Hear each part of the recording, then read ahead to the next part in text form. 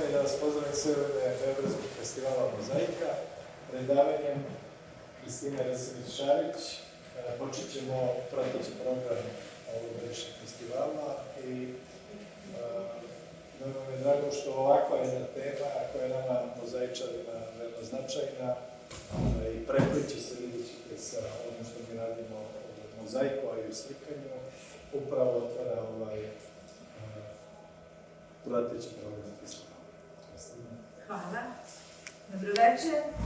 Ja dolazim sa Rudarsko-biološkog fakulteta gde radim kao profesor na katedri za petrologiju, što znači da je kamen moja svakodnevica, ali sam o kamenu dosta toga naučila i u umetničkoj radionici Kamen i lom, tako da sada ću doneti puno toga naravno s fakulteta, ali jedan deo mog predavanja odnosit će se i na mozaik. Zašto počinjemo kamenom? Zato što je to prvi materijal koji je korišćen za mozaik, ali i materijal koji je ostao do danas neprevaziđen kad je reč o mozaiku kao i umetničkoj tehnici. Moja misija danas jeste da vas uvedem u svet kamena onako kako ga gledaju geolozi.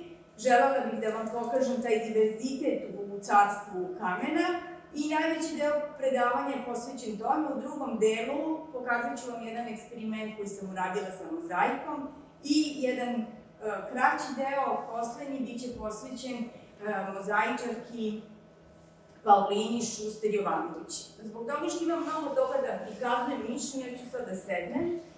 Nadam se da vam to neće smetati. Naravno, kada počinjemo da pričamo o nekoj oblasti, treba da definišemo pojmove. Mi ćemo se ovde baviti petrologijom, to je nauka o stenama koja proučava sastav stena, proučava kako su sastojci stena među sobom organizovani, koje su veličine, kakvog su oblika, u kakvom su međusobnom odnosu, ali takođe se proučavaju i orijentacije sastojaka u prostoru, ispunjenost prostora i tako dalje. Jako je važno u petrologiji da se odredi koliko su sastojci sveži, odnosno ostali u onom svom primarnom stanju kada su i nastali, a koliko su se oni u međuvremenu različitim procesima i alterisali. I kada sve ove osnovne parametre stena proučavamo, naš zadatak je da kažemo i da li su one nastale na jedan od tri načina, odnosno da li pripadaju magnetskim, sedimentnim ili metamorfnim stenama. Primjena stena je evidentna u mnogim privrednim i naučnim disciplinama, tako da mnoga svojstva stena, osim ovih osnovnih koje sam nabrala, koje se tiču hemijskog sastava, fizičko-mehaničkih osobina i tako dalje, dakle, sve te osobine moramo da stavimo u službu multidisciplinarnih istraživanja, pa kada sarađujemo sa drugima, obično istaknemo upravo one osobine koje su značajne za ta naša istraživanja. Znači, ako smo u arhitekturi, građevinarstvu, putogradnji, u prvi plan se stavljaju fizičko-mehanička svojstva, estetska svojstva stene. Kod farmacije i prehrambene industrije hemijski sastav stena je jako značajan. Ako radimo sa arheolozima i umetnicima, onda je sve vrlo važno, jer kamen primenjen u arheologiji i umetnosti ima više svojnu ulogu, tako da predstavlja nam poseban izazov kada sarađujemo sa kolegama iz ove oblasti. Metode ispitivanja koje se primenjuju kada se kamen istražuje su mnogobrojne. Moje predavanje će se bazirati na makroskopskim i mikroskopskim ispitivanjima, iako danas posjedujemo takve analitičke metode kojima možemo, na primjer, da odredimo sadržaj izotopa na 6. decimali. Međutim, neretko se dešava da čak i kad posjedujete takve analize, morate da se vratite na makroskopski izgled kamena da biste videli odnose između sastojaka, da bi baš taj jako precizan i dragocen analitički podatak dobio svoju pravu vrednost. Pošto ovo predavanje namenjeno pre svega na geolozima, ono je u mnogim svojim segmentima pojednostavljeno, a to je pojednostavljivanje započeto i time što ja termine stena i kamen poistovećujem, iako oni po definiciji nisu baš isto, međutim za ovo predavanje to nema nekog velikog značaja. Treba da se osvrnemo na to šta je sve stena i za koga šta predstavlja stenu. Iako, naravno, na prvu loptu biste rekli da stena čvrsta kompaktna masa kao što su ove kvarc-latitske kreste na Boračkom vulkanskom kompleksu, moram da naglasim da je za geologa stena i šljunak, i pesak, pa čak i glina.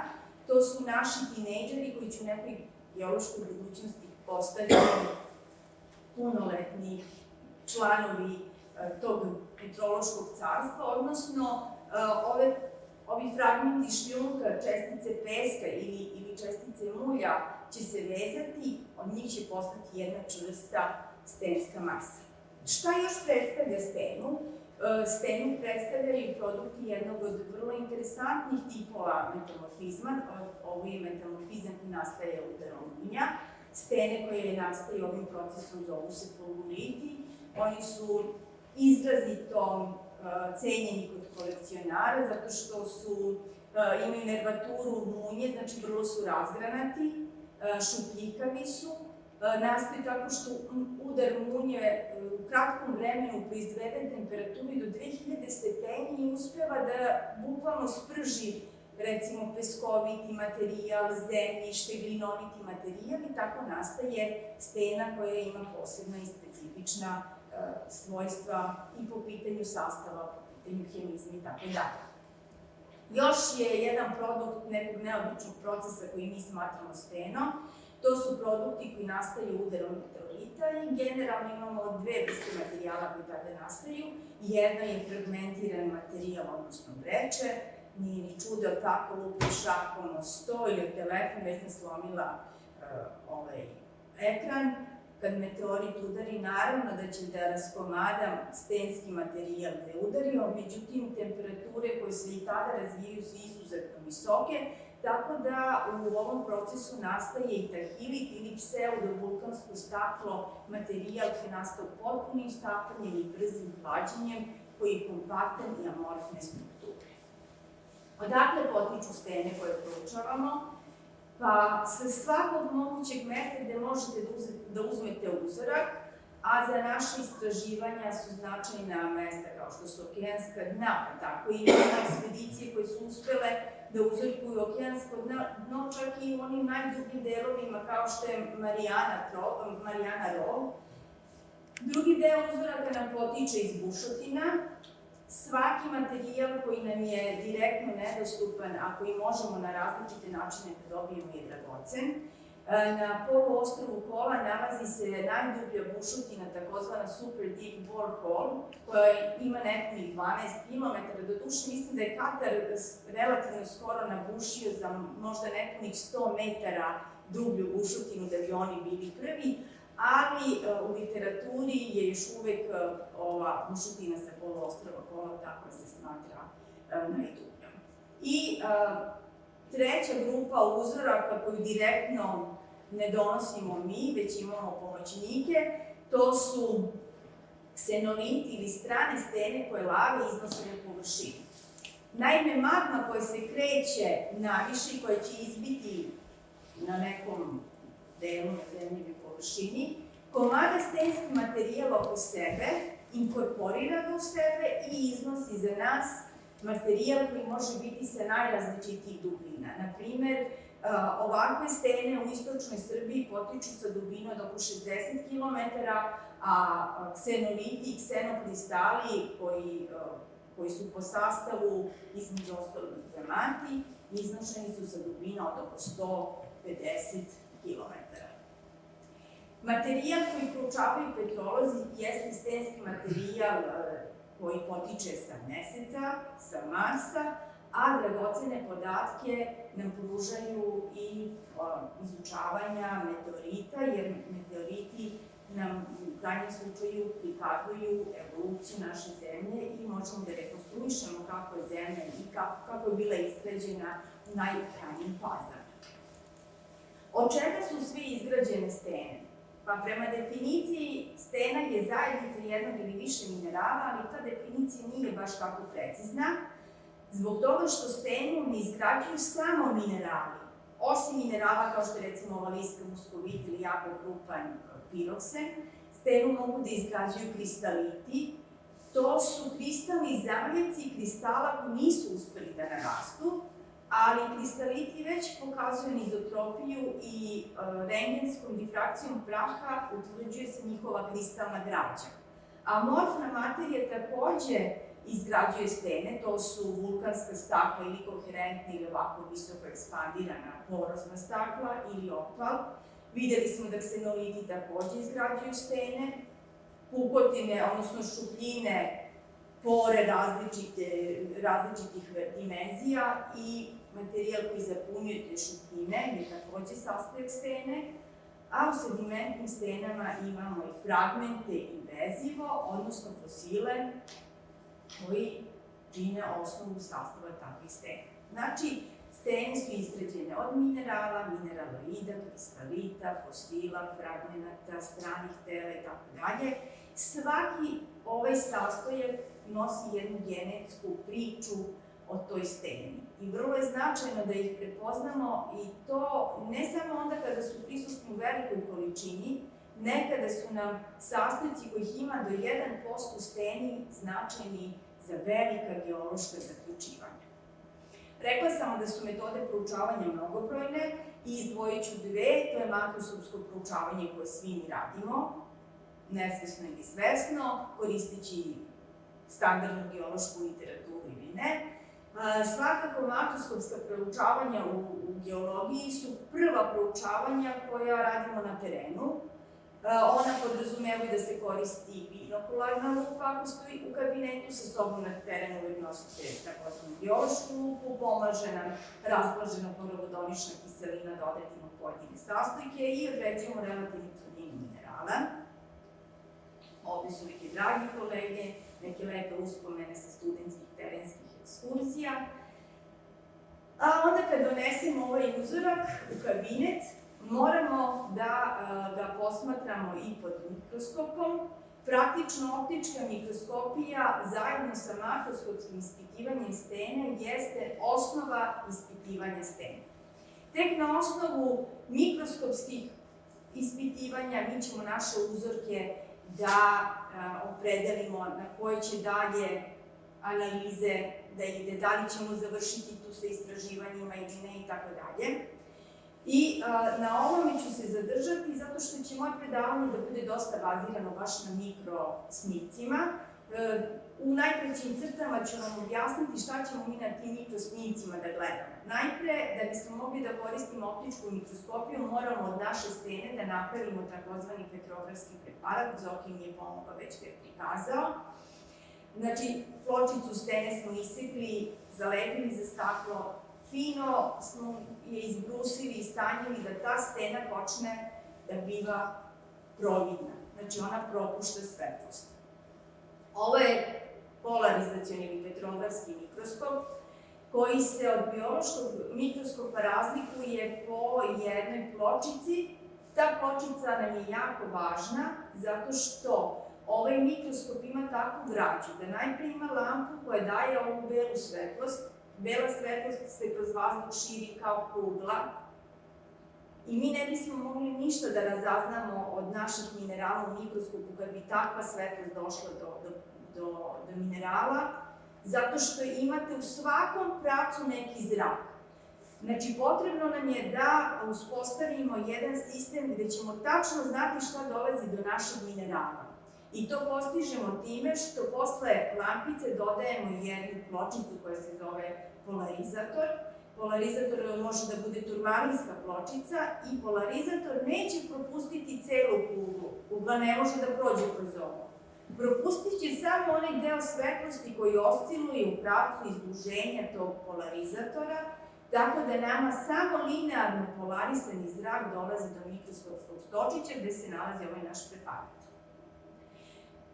Da, dolazi do preparata, u stvari dolazi do svakog sastojka stene. Uglavnom, sastojci stene prelome zrak, dolazeći na dva koje se kreću različitom brzinom i na osnovu tih osobina mogu da dobijem ovakvu sliku u mikroskopu. Na ovaj način mogu da vidim koje je boje mineral, koje je reljefa, da li je izražen reljef ili ne, da li ima cepljivost ili ne i tako dalje. Međutim, to mi nije dovoljno da bih mogla da odredim neku mineralnu vrstu i zato se pred samo moje oko stavlja još jedan polarizator, znači isto ovakva pločica koja stoji upravno na ovu donju i tada zapravo dobijam potpuno drugačiju sliku u smislu boja, dobijam ono što se zovu interferentne boje minerala, odnosno dobijam rezultat slaganja ili neslaganja ona dva talasa koje su se kretala kroz moj mineral.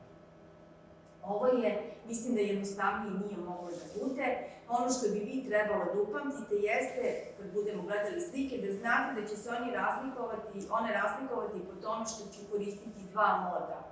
Jedan sa takozvanim paralelnim nikolima, kada nema drugi polarizator, i drugi sa takozvanim ukrštenim nikolima. I sada već možemo da krenemo u stene.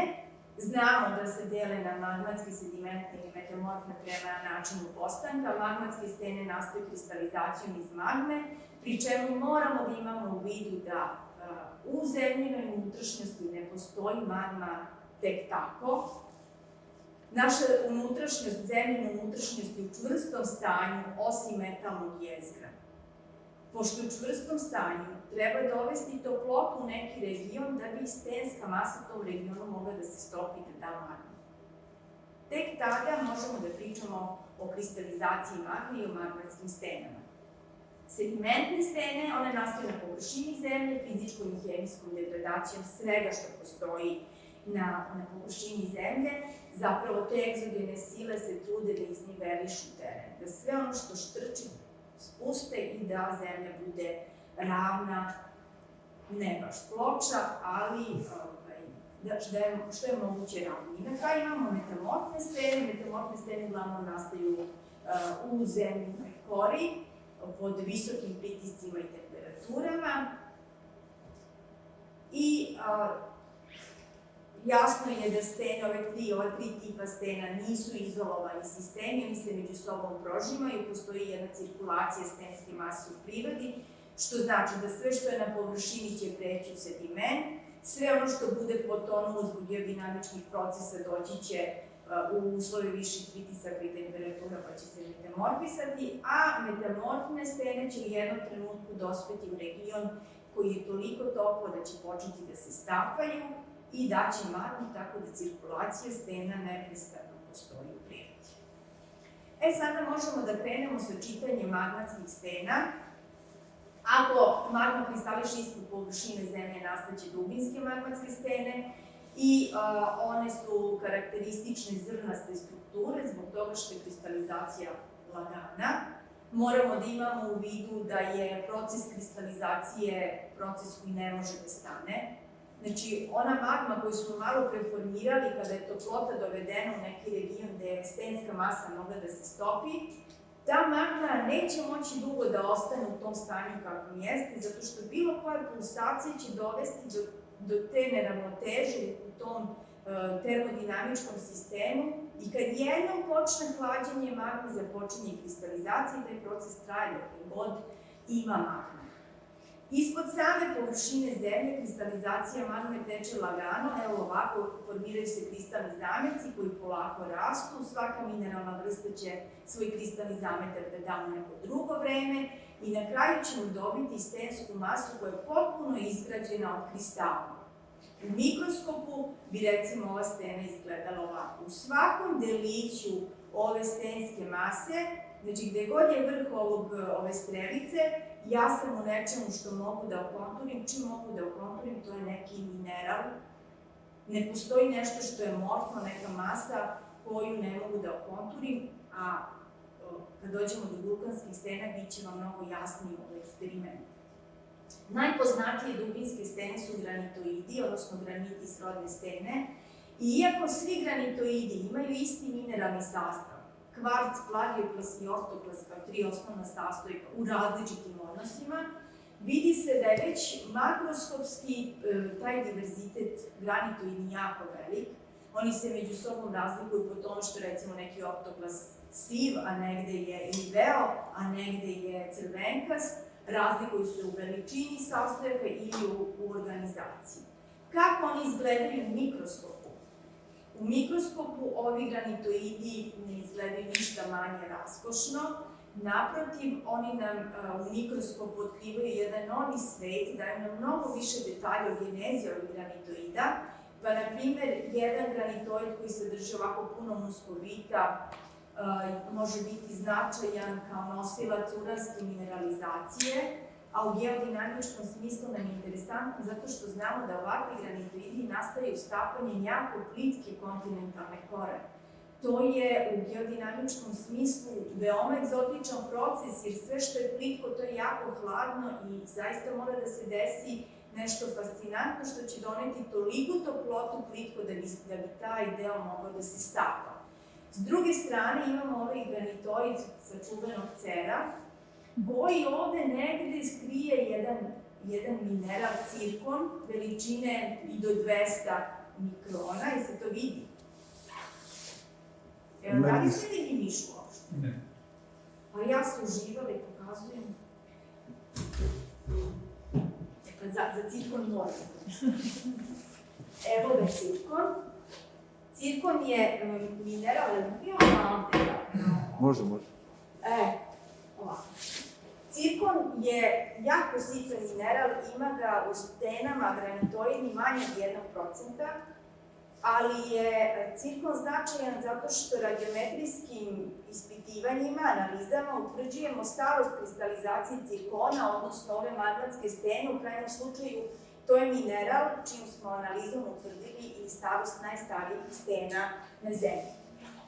Osim toga, istakla bih još i ovu poikilitsku strukturu za koju je karakteristično da mlađi minerali uklapaju one starije i na taj način nam čuvaju zapis iz najranije evolucije te magne, odnosno, zahvaljujući tome, znamo kog je sastava bila početna magna. I ovako je dok se ne uvidio sa ovom.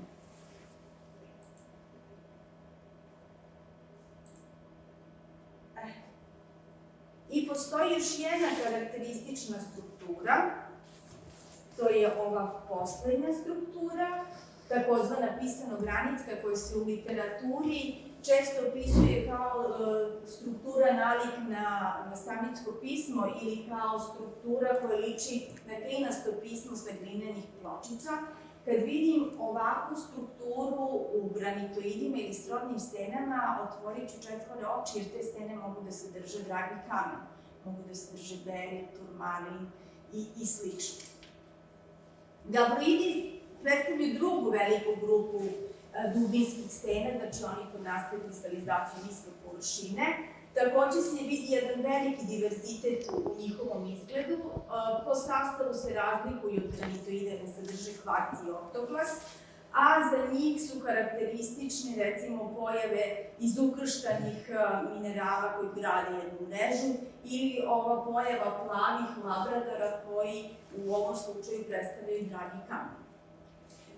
U mikroskopu ove stene nam pokazuju, na primer, u prva dva slučaja da su već prvim uvidom u njihov sklop stene koje će verovatno imati i visoku čvrstoću na pritisak, jer ovi odnosi zrna koje srastaju jedna u druga ili ova isprepletana zrna odnosno iglice koje grade prirodnu armaturu govore da će stena biti velike čvrstoće. Treća slika pokazuje kako labradorizacija izgleda u mikroskopu i to je sada neki potpuno drugi utisak. Od onih raskošnih plavih boja labradora, sada u mikroskopu imamo sive nijanse labradorskog polisintetičkog bližnjenja. Kumulatna struktura u ovim stenama je takođe veoma česta i ona govori o procesu da je ognjište magnetsko bilo veliko, da je kristalizacija tekla lagano, da su se prvo formirani kristali taložili, orijentišujući se dužom osom u jednom pravcu, i ovo može biti veoma zanimljivo opet kada su u pitanju fizičko-mehanička svojstva stena. S druge strane, vidimo da su umetnici, iako ovo predstavlja jedno nepovoljno svojstvo kamena za obradu, uspevali tekako da ukrote stene kumulatne strukture. Druga grupa magnetskih stena jeste grupa vulkanskih stena, a one nastaju kada naša magma ne završi svoju kristalizaciju ispod površine zemlje, već krene naviše i u jednom trenutku se izlije i da vulkanske stene. Ova kristalizacija teče u dve faze. Naravno, sve počinje kao i kod plastične dubinske stene, formiraju se kristalni zameci, oni rastu sve vreme, ko je prvi započeo da raste, bit će krupniji, lepši, pravilniji, i onaj trenutak kada se magma izlije na površinu zemlje, to je jedan šok za nju, ona se malte ne smrzne, kristališe za jako kratko vreme, ali to vreme je nedovoljno da da kristale, već da nešto što zovemo osnovnu masu. Znači, to je stena koja ima jako krupne fenokristale i ono što je nastalo trenutnim hlađenjem na kraju kristalizacije, praktično sada lave, što se naziva osnovna masa. Već znamo da je ovo čuvena struktura čokolade sa badenima, lešnicima i tako dalje. Najlakše se pamti kad je tako nazovemo. Vulkanske stene pokazuju jako veliki diverzitet. Vidimo da su oblik i veličina fenokristala različiti i ono što je zanimljivo, na drugoj slici vidimo sada se prvi put pojavljuju pore. Pore, odnosno šupljine u magmatskim stenama se javljaju samo kod vulkanita zato što lako isparljive komponente kojih imaju u magmi koja je ispod površine zemlje, one ne mogu da napuste magmu dok su ispod površine zemlje zato što pritisak ne dozvoljava da gasovi izađu. Međutim, kod vulkanskih stena iz lave mogu lako da izađu lako isparljive komponente i onda one ostavljaju šupljine. Petrodiverzitet vulkanita je takođe jako veliki. Ja sam ovde izabrala jednu egzotičnu stenu koja se zove komatit, koja se više ne stvara na zemlji, a stvarala se u arhaiku, to je od nastanka zemlje pa do nekih 5 milijardi godina.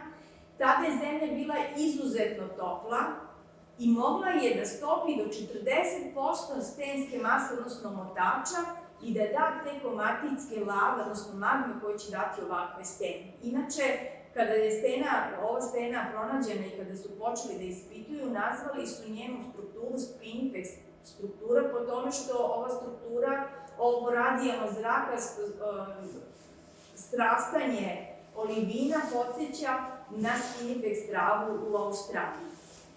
Evo ga već prikazani alkalni bazalt sa ksenolitima motača. Ove stene vidite u uglu kako izgledaju u mikroskopu kada ih vidimo pod paralelnim ukrštenim kolima. Obično su ti ksenoliti sveži. Dragoceni su nam podaci o građi zemlje unutrašnjosti. Rekla sam da kod nas imamo samo 2 male pojave u istočnoj Srbiji, a ovo jaje to je sa Tenerifa, pošto tamo ima ovih stena mnogo, naravno da su se ljudi snašli sada prave suvenire ovakvog tipa. I na kraju, od vulkanskih produkata ja bih istakla još i vulkanska stakla. Vulkanska stakla nastaju trenutnom kristalizacijom lave, ali iako je kristalizacija brza, imamo različite tipove vulkanskog stakla. Prvi primer predstavlja obsidijan koji ima ove pege ili zapravo se zove pahuljasti obsidijan, koji se koristi kao dragi kamen. Na drugoj slici se nalazi, znači, je li i moje desno i vaše desno, tako? Desno se nalazi jedan sliv obsidijana. Ovakvi koherentni, masivni obsidijani bili su značajne sirovine za proizvodnju artefakata u praistoriji. I danas možete napraviti skalpel od ovakvog materijala i koristiti ga za operacije. Mislim da postoje određene klinike, mislim u Americi, gde se koristi instrumenti od obsidijana. Ova donja slika predstavlja pelinu kosu, odnosno posebnu vrstu vulkanskog stakla koje izgleda kao niti, a specifično za Havaj dobilo je ime po boginji vulkana Peli. Pela je obično naslikana ovako kako je prikazano na slici. Pogledajte kako ima tu bujnu kosu koju predstavljaju stvari one konopaste lave tipične za havajske erupcije. I na kraju imamo visoko ekspandirano staklo, vulkansko staklo Logućac. Plovućac je direktni svedok eksplozivnih vulkanskih aktivnosti. Naša, recimo, rudnička eruptivna oblast je oblast gde stene vulkanske sa ovim staklom su izuzetno razvijene i svedoče nam da je ova oblast izgledala pre 30 miliona godina onako kako danas izgleda Indonezija. Druga grupa stena su sedimentne stene i one se nastaju na površini zemlje. Jedna velika grupa ovih stena je izgrađena od fragmenata različitih dimenzija. Ako su preko 2 mm i oštrih ivica, odnosno uglastih ivica, to su vreće, sa zaobljenim fragmentima su konglomerati. Kada su čestice sitne, da ih više ne vidimo golim okom, ali je stena na dodiru krapava, kao šmirgl papir, to su peskovi i peščari, a najsitnije su čestice prašine i čestice glina. Ove stene, evo, zašto sam ja pitala je li Vida Jocić, opet jesu izazov umetnicima i na onoj lepoj izložbi koju nam je Rajka priredila, imali smo priliku da vidimo i skulpture izrađene od ovog kamena. Za mikroskopski izgled izabrala sam peščare zbog toga što smo svi na plažama fascinirani onim svetlucanjem koji imaju peskovi. To svetlucanje potiče od liskuna muskovita, koji u preparatima zadobija zaista jedan, za mene, atraktivan izgled. To su ove fine šarene liske koje imam utisak, iako su sada u čvrstoj steni peščaru, i dalje lebde po toj steni. Muskoviti su elastični, oni se u suspenziji mogu dugo da plivaju, da zapravo plutaju po vodi, i česti su sastojci prvo peskova, onda i peščara. Drugi mikrosnimak pokazuje dva kristala kvarca i po njihovim odnosima, ovim nazubljenim ivicama, ja odavde čitam da ovaj kvarc potiče iz neke metamorfne stene. Svaki fragment u ovoj steni, svaki mineral govori zapravo odakle potiče materijal, koliki je transport pretrpeo i tako dalje.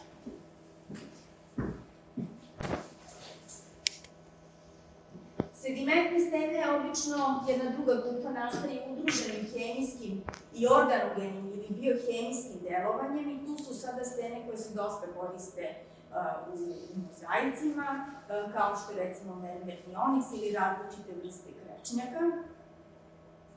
Ove stene mogu biti karbonatnog sastava, to su ove koje sam pomenula, ili mogu biti silicijskog sastava.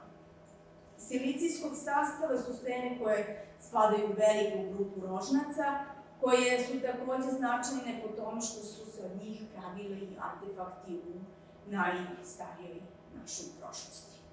Organogene sedimentne stene sadrže makro i mikrofosile koji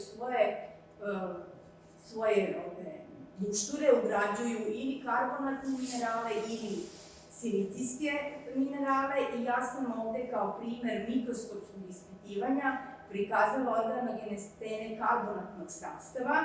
Svaki ovaj fosil koji se determiniše na odgovarajući način, što rade naše kolege paleontolozi, govori o sredini koje su nastali.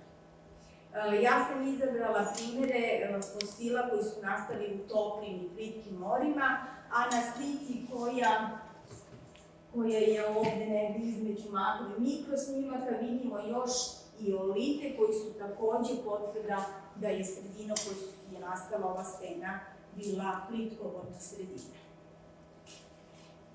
Posebno estetsko svojstvo kod sedimentnih stena daje tekstura ovih stena, trakasta ili brečasta ili ova ovde takozvana stilolitska struktura koja izgleda kao jedan ne baš dobar EKG snimak, ili laminaciona tekstura. To su te orijentisane teksture koje svedoče o pulsacijama u sedimentacionoj sredini i one često daju posebna estetska svojstva sedimentnim stenama.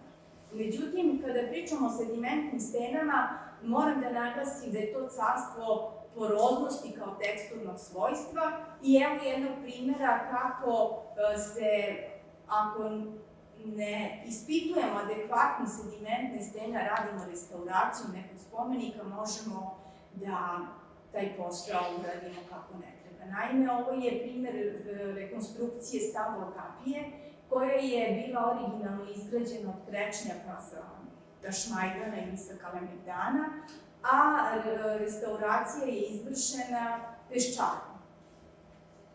Problem u ovome je najveći što ove dve stene imaju jako različitu poroznost, pa tako u vreme kiša ceo zid postaje izuzetno, deluje naružujuće flekavije, a druga ozbiljnija stvar, osim tog estetskog svojstva, jeste to što su krečnjak i ovaj peščar potpuno različitih fizičko-mehaničkih karakteristika. Što znači da se ove dve stene u svojoj zajedničkoj budućnosti neće na isti način trošiti i ponašati prema atmosferilijama i tim faktorima koji će da degradiraju kamen, tako da bi trebalo što pre ponovo uraditi rekonstrukciju ovog važnog zdanja za nas. I ulazimo u treću grupu stena, to su metamorfne stene. One nastaju uglavnom u zemljinoj kori, tako što geodinamički uslovi zemlje koji se dešavaju na zemlji dovode do toga da jedna stenska masa iz plićih dospeva u dublje delove zemljine kore i u tom slučaju stene, odnosno minerali, moraju da se prilagođavaju novim pritiscima i temperaturama tako što menjaju svoju kristalnu rešetku, uređuju je to najčešće u čvrstom stanju i prelaze u neke druge minerale. Za metamorfne stene je važno teksturno svojstvo koje se zove škriljavost, odnosno to je ono što vidimo kod stena da izgledaju kao sveska sa listovima. Lako se cepa u listove, odnosno vidimo na ovom prvom snimku da se stena veoma lako lista po ovom jednom pravcu. Primer za stenu za koju kažemo da ima nizak stepen kristaliniteta, odnosno za koju kod koje ne možemo da vidimo jasno svaki mineral, u ovom slučaju je filit, to je stena koju naravno poznata i pod imenom krovni škriljac, možemo je videti u etno selu Sirobojno, uopšte u zapadnoj Srbiji gde ovih stena inače ima mnogo, sreći se i dalje u primeni. U mikroskopu, iako neugledno ova stena izgleda krajnje atraktivna, možemo čak da pogledamo kako ova škriljavost nije tako baš horizontalna, već su pojedini njeni delovi ubrani ili, kažemo, prisirani. Na donjem delu snimka vidimo stenu koja se zove gnajs i koja pokazuje neka druga teksturna svojstva, kao što je, na primjer, opcasta ili ubrana tekstura, a postoji ipak i neke metamorfne stene koje nemaju izraženu tu škriljavost, kao što je, na primjer, eklogit, jedna zeleno-crvena stena ili trakasti skal. U metamorfnim stenama jako je važno da definišemo dubinu, odnosno pritiske i temperature na kojima se metamorfne promene dešavaju i mi to najčešće prikazujemo grafički, tako što crtamo ova ostrva koje predstavljaju određenu asocijaciju minerala i možemo našu stenu, takozvani protolit koja se metamorfiše, da analiziramo i da vidimo na koje će ostrvo da nam dođe i na taj način, čitanjem naravno pritisaka i temperatura, utvrđujemo kako je nastala, u kojim uslovima je nastala naša stena. Još nešto što čitamo iz izgleda stene jeste da li je stena nastala u plićim ili dubljim nivoima po tome kakvu teksturu ima. Ukoliko stena poseduje škriljavost, pretpostavljamo da je nastala u plićim delovima, jer u tim delovima deluje stres pritisak, odnosno pritisak u jednom pravcu, tako da će deformacija biti u pravcu upravnom na dejstvo tog pritiska. Međutim, ako je naša stena nastala dublje u zemljinoj kori, onda će pritisak litostatički delovati sa svih strana podjednako i neće biti mogućnosti da se formira orijentisani sklop, već će stena biti ovako uniformna, kažemo, masivne teksture i ovo je primer mermera koji, ako ga pogledamo i u mikroskopu, nije izgubio ništa od one svoje topline.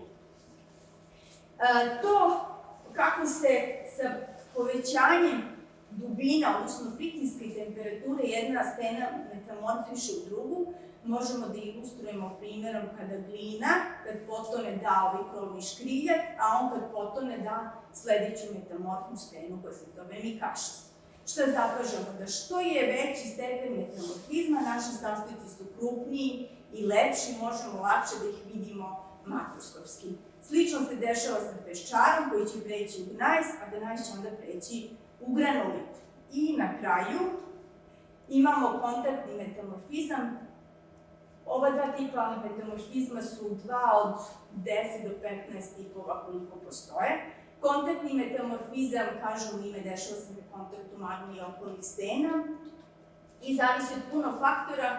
Najkarakterističniji može da bude ako je okolna stena glina i tada ćemo imati od kontakta ka periferiji nastanak prvo stene koja se zove kornit i koju mi, da bismo lakše upamtili, kažemo da je to stena koja je prirodna cigla. Jer ono što ciglani radimo je nešto što kontaktni metamorfizam zaista radi u prirodi. On na samom kontaktu glinu ispeče, a zatim dalje od kontakta formiraju se bobičevi, škriljac, pilit i glinac. Ili u drugom slučaju, ako je neki krečnjak, na primjer, na kontaktu sa magmom, on će se metamorfisati i daći skan prve zone, druge, treće zone, tamo negde daleko gde nema razmene komponenti između magme i krečnjaka, ali toplota još uvek može da dođe do tih delova dalekih, nastaće mermeri. I tamo negde daleko ostaće u stvari naš protolit koji nije promenjen. Naravno, ovo je idealni profil ili razviće kontaktnog metamorfizma, a u prirodi može da se desi da se na samom kontaktu nađe stena kod trećoj zoni. Ovim bih završila osnovnu azbuku o stenama i sada bih voljela da kratko pređemo na kaligrafiju u petrologiji, a to je da kroz mikroskopske snimke samo pogledamo nekoliko stena. Evo Nikola Tesla rekao da su stene žive bića i stvarno nekad imam utisak i vidim živa bića u ovim stenama. Ovo levo je sedimentna stena krečnjak, a desna je magmatska stena, verovatno neki dabroid.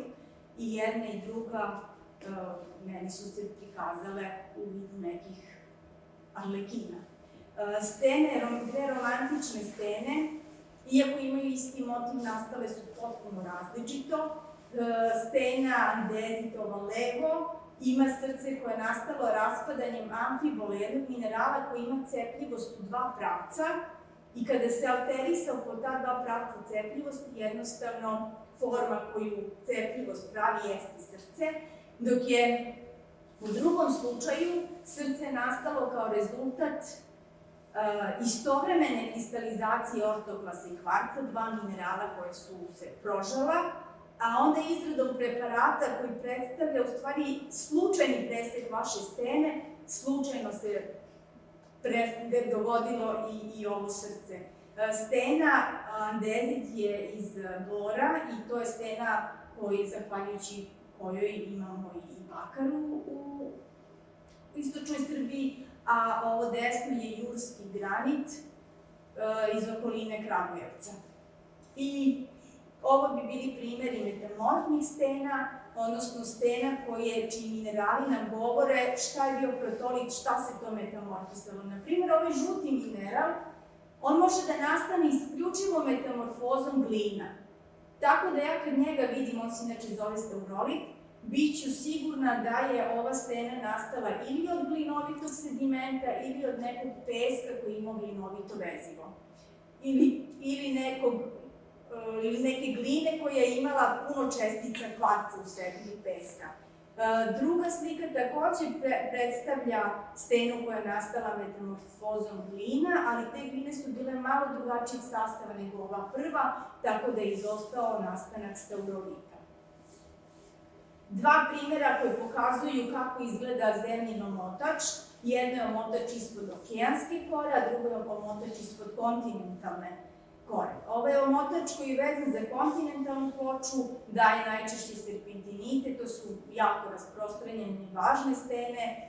koje su usto jako lepe, pa eto Zoki je rekao danas da može da se koristi kao dragi kamen, dok je peridotit koji izgrađuje kontinentalni omotač, obično svež, neke druge alteracije se javljaju, ali ne i serpentin. I na kraju evo imamo ova dva vatrometa, to su produkti alteracija primarnih magnetskih minerala. Jedno su produkti alteracije minerala olivina u jednom bazičnom magnetskom sistemu, a druga, ove ljuspice šarene koje vidite, to je u stvari gips koji je nastao po kristalima plagioklasa. Gips je ovde bio jedan lenjivac, nije dao neku svoju formu, pa kažemo da je ovo u stvari razviće, da je to pseudomorfoza gipsa po plagioklasu. Ja sam završila uglavnom najveći deo prezentacije i moja ideja je bila da ja vas očaram mikroskopskim izgledom stena, da vam otvorim taj neki novi pogled na kamen i to mi je jako važno zbog ovog eksperimenta.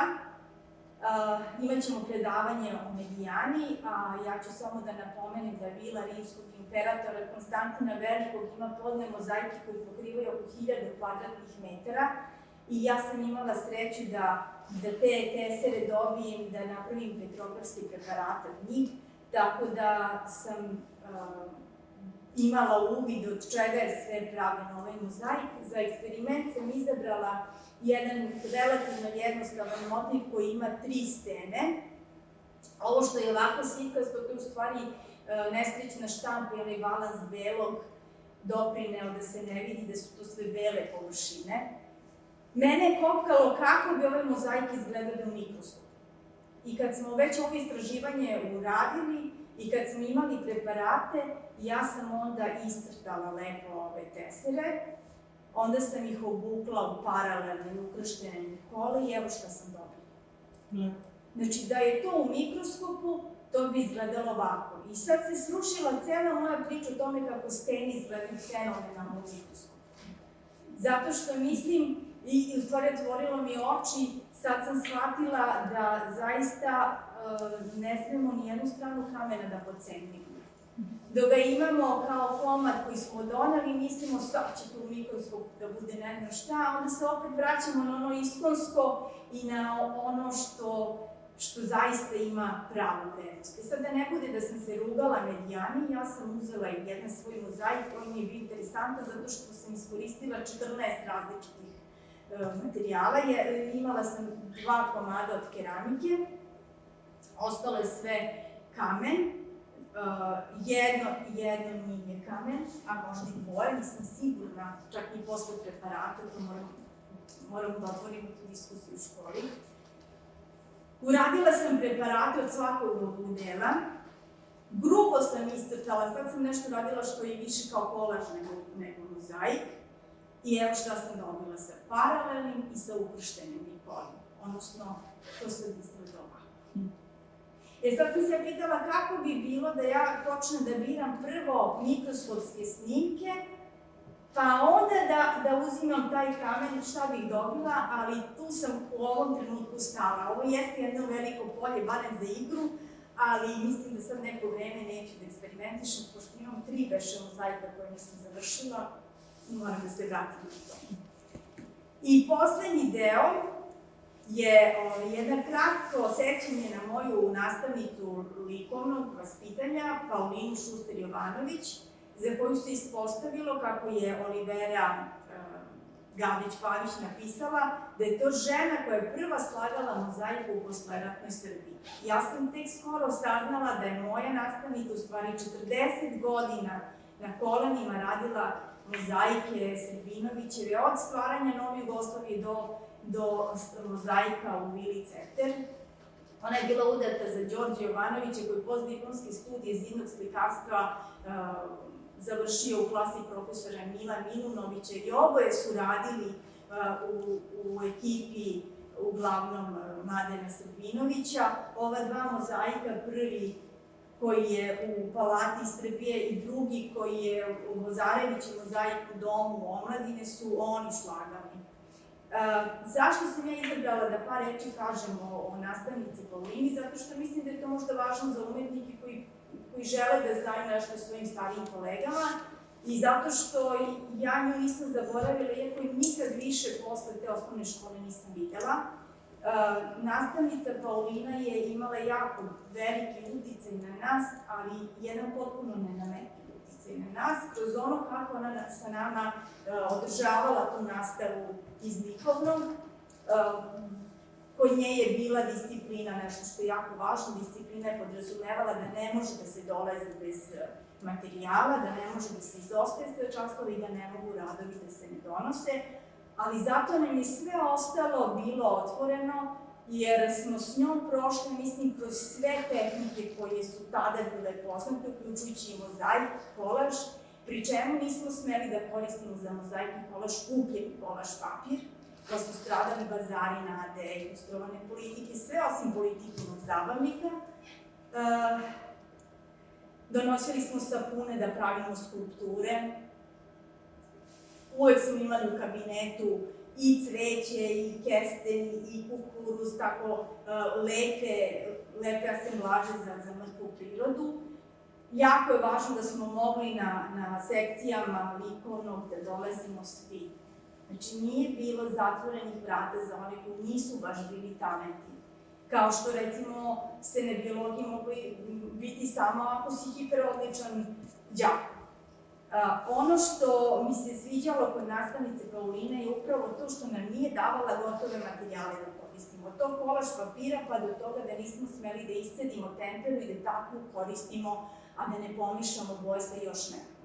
Znači, nije moglo stablo da bude brown boje, već je moralo da se doda i narandasti, ljubičasti i tako dalje. I mislim da je to nama posle pomoglo da gledamo umetnička dela i da shvatamo zašto zaista nije to sve tako u jednoj boji kao što dete kad uzme temperu misli da može da uradi. Još jedan interesantan detalj koji govori o otvorenosti i u stvari otvaranju naših pogleda, to je bio čas kada smo imali slobodnu temu, slikali smo temperama, nastavnica je tako išla po učionici i zastajala je kod svakog ili da kaže da je dobro ili da nešto ispravi i došla je kod moje drugarice Nevenke i rekla je dobro je, našta Nevenka rekla pa kako dobro kad evo kraće časa, ja sam cijel čas učim sa nosom od ovog papagaja. Naravno, deca su takva, odmah je Igor počeo da zadirkuje Nevenku i da je održi lekciju kako može papagaj da ima nos kad papagaj ima kljun. I tada je nastavnica Paulina rekla ovo nije čas biologije, ovo je čas likovnog vaspitanja, a umetnost je dozvoljeno sve, pa da i papagaj ima nos. Za mene to je jedan veliki utisak, zato što nas uvijek pokazala da ne smemo da ostanemo zatvoreni i da samo kopiramo nešto što je rečeno, već i da razmislimo o nečemu. Eto, ja ovim završavam. Sve što vam se dopalo posvećujem moj nastavnici Paulini. Sve što je bilo više kidano u moj radoš. Hvala.